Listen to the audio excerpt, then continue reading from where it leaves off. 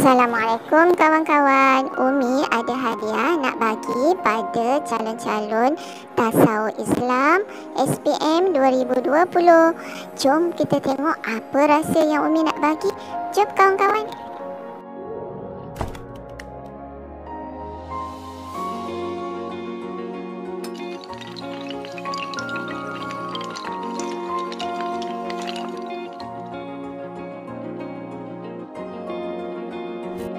Assalamualaikum. Video kali ini Ustazah ingin berkongsi bagaimana kita nak ulang kaji cepat dan kata kunci Tasawuf Islam tingkatan 4. Jom kita belajar. Pelajaran tingkatan 4 terbagi pada 3 bab, iaitu asas pemikiran Islam, pandangan hidup Islam dan institusi Islam. Jom belajar. Tajuk pertama dalam asas pemikiran Islam ialah konsep ketuhanan. Konsep ketuhanan terbahagi pada 3, iaitu rububiyah, uluhiyah dan asma wa sifat. Rububiyah ialah yakin dalam hati Allah Maha Pentadbir, pencipta dan penguasa alam. Uluhiyah, Allah sahaja yang layak disembah dan kalimah syahadah adalah paksi utama. Manakala asma wa sifat ialah nama-nama Allah yang indah, dan fitrah beragama ialah naluri semula jadi manusia yang mengaku adanya Allah SWT. Sekarang kita lihat konsep kerasulan. Irhas, perkara luar biasa kepada bakal rasul. Mukjizat, perkara luar biasa kepada Nabi dan Rasul. Ma'unah ialah perkara luar biasa kepada orang yang beriman sebagai pertolongan Allah SWT. Manakala karamah, perkara luar biasa kepada orang yang tinggi darjatnya di sisi Allah. Istidraj, perkara luar biasa kepada orang yang derhaka kepada Allah SWT. Sihir, perkara luar biasa dengan cara menuntut ilmu dengan bantuan syaitan. Maksum ialah Nabi dan Rasul yang terpelihara dari sebarang dosa. Taghut ialah syaitan, berhala dan apa-apa sahaja yang boleh menyesatkan. Sifat wajib bagi Rasul ada 4, iaitu siddiq, amanah, tabligh dan fatonah. Pelajaran yang ketiga ialah konsep insan. Mari kita tengok apakah yang bertajuk dengan konsep ini. Yang pertama ialah insan. Insan ialah makhluk istimewa yang boleh berfikir, menerima ilmu pengetahuan dan berkehendak. Proses kejadian insan boleh diringkaskan dengan akronim nami, iaitu nutfah, alaqah, mudghah dan izam. Kunci kata yang berkait dengan tajuk ini antaranya ialah mukallaf, iaitu orang Islam yang akil baligh atau cukup umur, musafir, orang dalam perjalanan, mukim, orang yang tinggal di suatu tempat untuk sementara waktu. Pelajaran keempat ialah konsep alam. Alam terbahagi pada 2, iaitu alam ghaib yang tidak dapat dilihat oleh panca indera dan alam musyahadah, iaitu alam yang boleh dilihat dan ditanggapi oleh panca indera. Alam ghaib bertujuan untuk menguji keimanan manusia dan akal tidak mampu memikirkannya tanpa bantuan wahyu. Manakala alam musyahadah bertujuan memberi manfaat kepada manusia semasa hidup. Pelajaran kelima ialah tanggungjawab memelihara dan memelihara alam. Mari kita tengok. Yang pertama, memelihara alam ialah menjaga dan melindungi alam supaya tidak dirosakkan. Memelihara alam pula ialah mengembalikan alam kepada habitat asalnya seperti menanam semula tumbuhan dan sebagainya. Pelajaran keenam, kedudukan wahyu dan akal. Peranan wahyu. Dari segi bahasa, wahyu ialah isyarat, ilham, nasihat, bimbingan, panduan atau petunjuk yang disampaikan ke dalam hati manusia. Dari segi syarak ialah kalam Allah yang disampaikan kepada para Nabi melalui malaikat Jibril mengenai syariat dan hukumnya sebagai bimbingan kepada manusia. Manakala ciri-ciri wahyu, ia disampaikan kepada Nabi dan juga Rasul, kebenarannya adalah mutlak, benar, sempurna dan lengkap. Hukum wahyu adalah kekal. Tiada lagi wahyu selepas kewafatan Rasulullah dan dapat menceritakan tentang perkara ghaib. Seterusnya, cara penurunan wahyu. Yang pertama, Rasulullah mendengar seperti bunyi loceng yang sangat kuat. Kedua, malaikat menyerupai manusia. Tiga, malaikat menjelma dalam rupa sebenar. Empat, Allah berkata-kata di sebalik tabir seperti peristiwa Isra' Mi'raj. Dan lima, Allah mencampakkan wahyu ke dalam hati Rasulullah SAW seperti hadis Qudsi. Mari kita huraikan pula kedudukan akal. Akal ialah kegiatan berfikir dan tahap kecerdasan bagi seseorang. Akal terbentuk daripada tiga perkara, iaitu fikiran, kemahuan dan perasaan. Ciri-ciri akal pula ialah akal adalah anugerah Allah SWT. Kedua, membezakan manusia dengan makhluk yang lain. Dan ketiga, sentiasa berkembang dan menerima perubahan. Mari kita lihat peranan wahyu dan akal. Pertama, wahyu diturunkan pada Nabi dan Rasul melalui malaikat Jibril. Akal pula dianugerahkan kepada manusia. Wahyu mengandungi hukum hakam dan syariat Allah, manakala akal proses pemikiran manusia yang selalu berubah. Wahyu ialah petunjuk yang mengandungi kebenaran yang mutlak, manakala akal kebenaran yang sementara dan tidak menentu, iaitu relatif. Pelajar-pelajar, mari kita lihat kata kunci yang berkait dengan wahyu dan akal. Pertama, azali, iaitu ilmu Allah yang hakiki, qadim, kekal dan mutlak. Suhuf ialah wahyu Allah dalam bentuk lembaran kertas yang mengandungi syariat Allah. Manakala wahyu iaitu Al-Quran, kalam Allah yang diturunkan oleh Allah melalui malaikat Jibril. Relatif ialah tidak mutlak. Agama budaya ialah agama dicipta oleh manusia, manakala agama samawi ialah agama langit yang diturunkan oleh Allah SWT. Ilmu fardu ain pula ialah ilmu yang wajib dipelajari oleh individu. Ilmu fardu kifayah ialah ilmu yang berkait dengan kehidupan seperti kedoktoran, jurutera dan lain-lain. Islam ialah tunduk, patuh, menyerah diri kepada Allah. Al-Din ialah agama yang lengkap, menyeluruh dalam semua aspek kehidupan. Bimbingan Al-Quran pelajaran 7. Nak tolong Umi. Al-Quran ialah kalam Allah yang mukjiz, lafaz dan maknanya daripada Allah SWT yang termaktub dalam mushaf dan membacanya menjadi ibadah. Ciri-ciri kesempurnaan Al-Quran. Pertama, kandungannya mengandungi pelbagai peraturan hidup yang lengkap. Kedua, datang daripada Allah SWT. Tiga, diturunkan pada Rasulullah selama 23 tahun, iaitu 13 tahun di Mekah dan 10 tahun di Madinah. Pelajaran ke-8 ialah bimbingan hadis. Balkis, jangan kacau Umi. Hadis ialah sesuatu yang diterima daripada Rasulullah SAW, sama ada berbentuk percakapan, perbuatan dan pengakuan.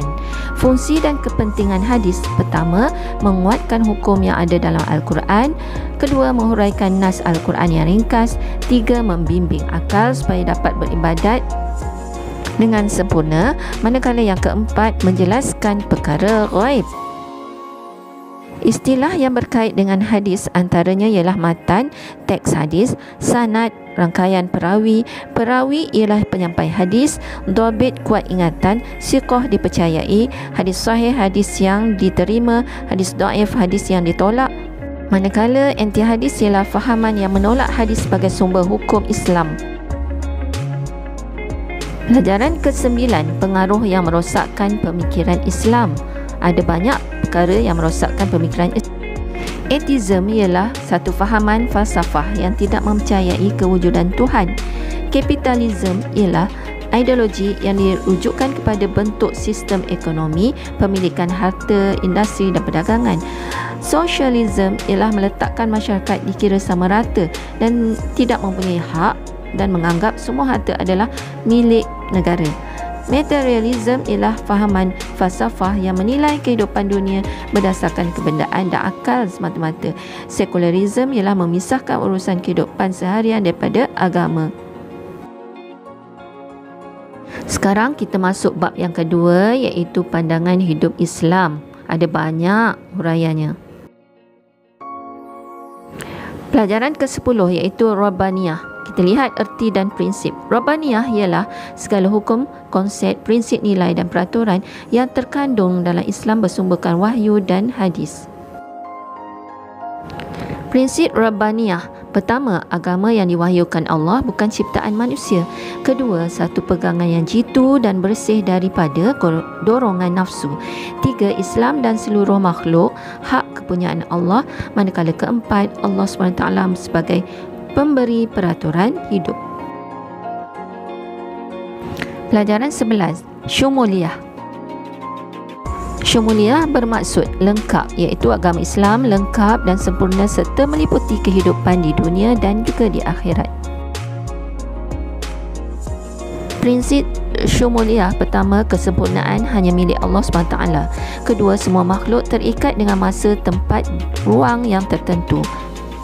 Manakala yang ketiga ialah Allah menjadikan manusia sebagai khalifah di bumi, dibekalkan dengan akal fikiran dan syariat Islam. Waqi'iyah, pelajaran ke-12. Waqi'iyah bermaksud realiti, iaitu praktikal, mampu diamalkan oleh semua golongan manusia. Prinsip waqi'iyah ada 3. Pertama, praktikal bukan utopia. 2, menyelesaikan masalah. 3, menekankan kesederhanaan. Manakala pelajaran ke-13 pula ialah alamiah. Alamiah bermaksud sarwa jagat. Islam sesuai bagi semua manusia tanpa mengira bangsa, tempat dan zaman. Alamiah juga ada 3. Pertama, kedudukan manusia sebagai sebaik-baik kejadian. Kedua, nilai keadilan Islam adalah bersifat sejagat. 3, Islam sentiasa menegakkan kebenaran dan mencegah kemungkaran. Hak asasi manusia ada 7, iaitu kebebasan beragama, kebebasan bersuara, kebebasan memiliki harta, melindungi nyawa, memelihara kehormatan, memelihara harta benda dan mengutamakan keamanan dan kedamaian. Pelajaran ke-14 ialah murunah. Mari kita lihat apakah murunah. Murunah ialah luas atau anjal, iaitu boleh berubah mengikut kesesuaian namun masih tetap atas prinsip asasnya. Prinsip murunah ada 2, iaitu Islam agama yang mudah. Kedua, dilaksanakan mengikut keadaan dan kemampuan. Berkait rapat dengan murunah ialah thabat, iaitu tetap teguh serta tidak berubah. Perkara yang tetap iaitu qat'i tidak boleh dipinda. Konsep sabat ada 3, iaitu akidah, ibadat dan ketetapan hukum syarak. Bab yang ketiga iaitu pelajaran ke-15, sistem pemerintahan Islam. Antara yang berkait dengan topik ini ialah al-masalih al-mursalah, iaitu sumber hukum yang bertujuan untuk memelihara syarak dan membawa kebaikan umum. Kedua, kias, sandarkan hukum yang tiada dalam nas dengan hukum asal kerana persamaan ilah, iaitu sebab. 3, ijma', hasil ijtihad majoriti ulama' dalam sesuatu yang tidak jelas nasnya. Keempat, ijtihad, usaha bersungguh-sungguh untuk menghasilkan suatu hukum berdasarkan Al-Quran dan hadis. Kelima, majlis syura, iaitu majlis pemesyuaratan tertinggi. Prinsip pemerintahan Islam terdiri daripada 4, iaitu al-adalah, keadilan, al-musawwah, persamaan hak, al-musyawarah, persepakatan ahli dan al-huriyah, iaitu kebebasan. Sementara itu, pembentukan negara Islam terdiri daripada 7 elemen penting, iaitu wilayah, majlis syura, ketua negara, pentadbiran dan penguasaan, undang-undang, badan kehakiman dan juga rakyat.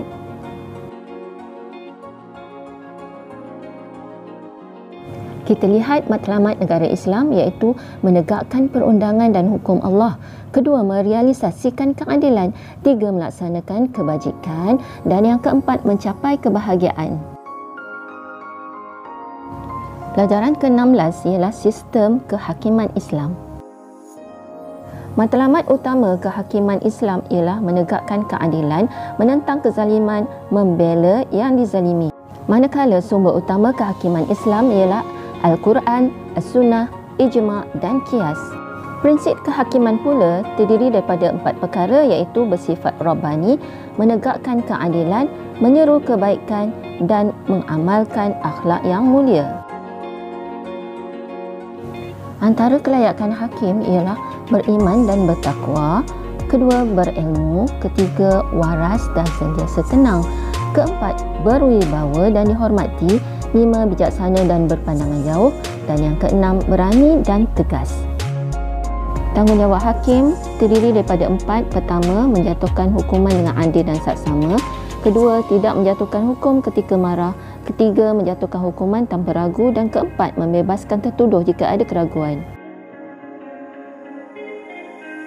Tajuk yang terakhir iaitu pelajaran ke-17 ialah sistem sosial Islam. Sistem sosial menurut Islam. Sistem sosial Islam ialah satu penggabungan manusia melalui ikatan undang-undang Rabbani untuk mencapai tujuan kehidupan kemasyarakatan yang harmoni dan aman damai. Nilai luhur sosial Islam antaranya ialah ukhuwah iaitu persaudaraan, kasih sayang, menghormati hak orang lain dan kesederhanaan. Jom kita lihat ciri-ciri sistem sosial Islam. Pertama, perhubungan atas dasar takwa. Kedua, pergaulan mengikut lunas-lunas Islam. Ketiga, mengamalkan akhlak mulia. Keempat, berpandukan Al-Quran dan hadis. Dan kelima, mengutamakan kepentingan umum daripada kepentingan individu. Pelajar yang baik hati, silalah bantu Ustazah dengan menekan butang like, subscribe dan loceng. Terima kasih. Sekian untuk topik tingkatan 4 kali ini. Tunggu untuk nota tingkatan 5 pula. Alhamdulillah, habis dah topik